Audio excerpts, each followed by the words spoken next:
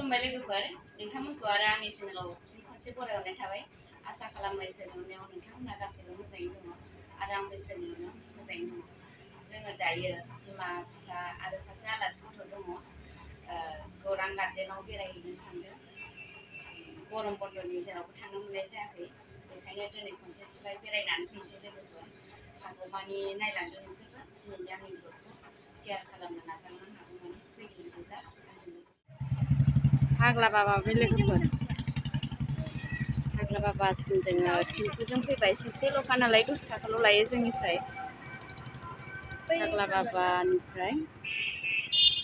जोङो दा बेटारिजों थांसिगोन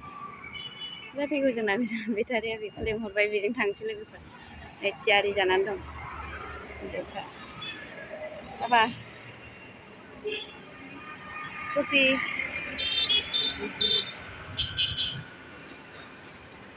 थांगासिनो लोगोफोर थांसै दे गौरां दैया देरबोथारदों माथो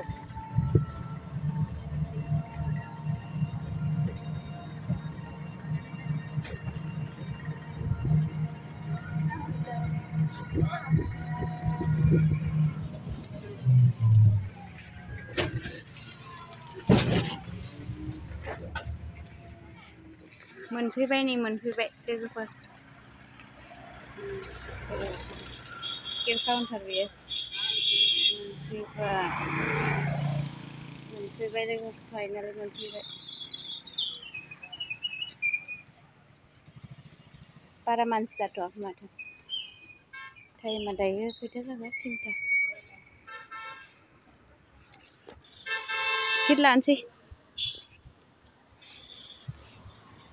नों टिकेट लानि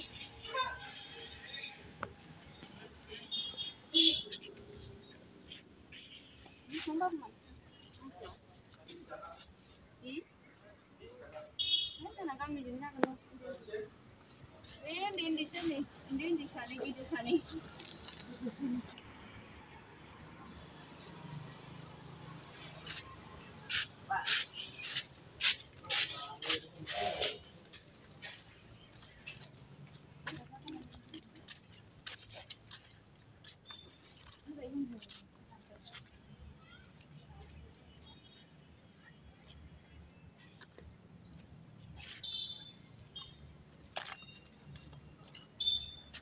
Serang.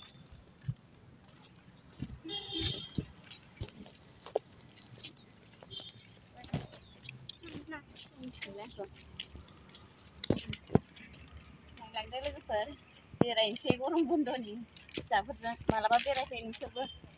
फैयोब्ला फन खालाम मेसेज खालाम जयैनो बेरायफैगोन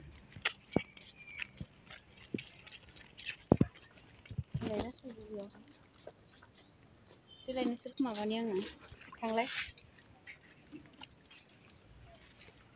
ओरैनो हर गाखोदों गेजेरनि आंनि फिसाजो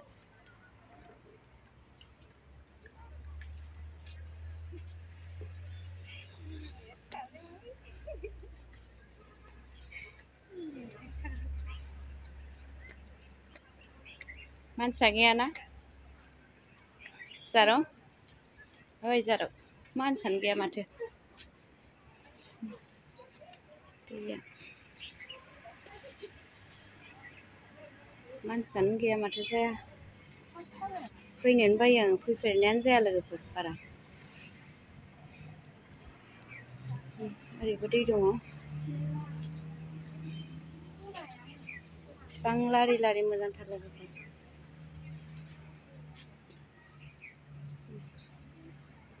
दायो अखा हायाखैना बेरायनो मोजां मानसिफ्रा खम जादों दाथ' गायनाय फुनाय सम ना लोगोफोर बिबाराबो गैया बेयाव बिबार लाइन लाइन लाइन जि मोजां बिबार गायोमोन दाथ' बिबार बोथोरा गैलाना रानलांबाय गेन्दा फुलासो बिराद समायहोयोमोन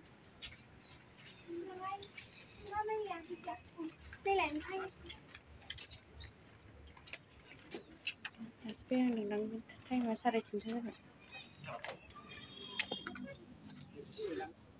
सिख्लाफोर फट' दैखांगासिनो दङ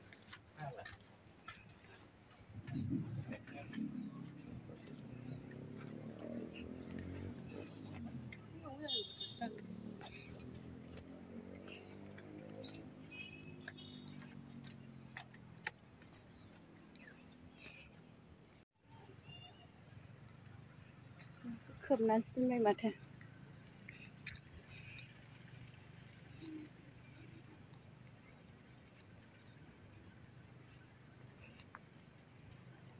ओइ नानि मोनहा बेरायदों मालाय बहा थांगोन उन्दैफ्रा जोंना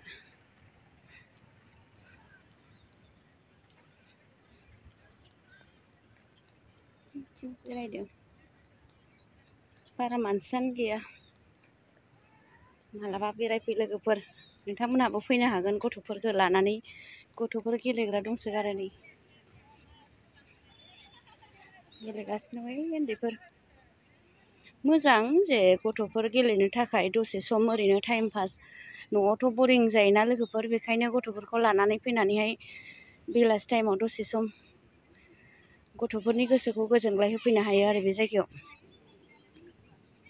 टिकेटआथ' दायो 20 थाखाल' लायो सासेयाव आवगायाव 10 थाखाल' लायोमोन दा बारायबाय 20 थाखा लाबाय दायो ओरै दै दङ बेयावबो दैया लेथ्रादां आरो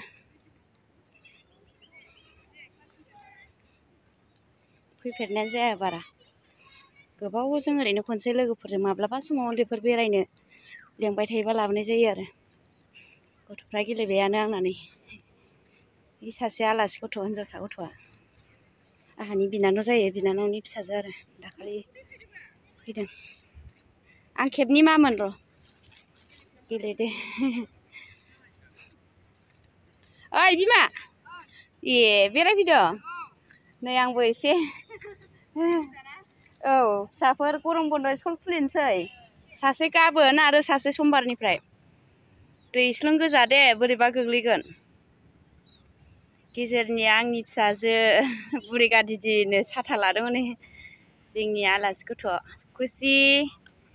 गेलेदो आयं फिसाला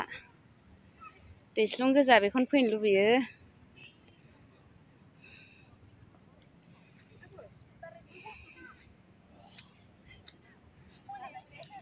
बिमामोनहा बेरायदों नै बिमामोनहा लोगो लोगो मोनदों रबाल एसे नुयिया गोबावसै मोजाङै दंना औ दे साबैसे दा गथ' सासे मोजां दा बे फिसाला ए देरबायानो फिसाजोआलाय बिल'खाना औ सासेल'खा ए मोजाङै दं दा दे औ दे आं लोगो मोनदों नै सासे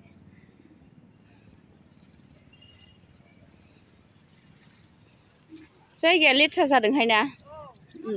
औ थांथाराखै न'आव बङाइयाव थाबायना ए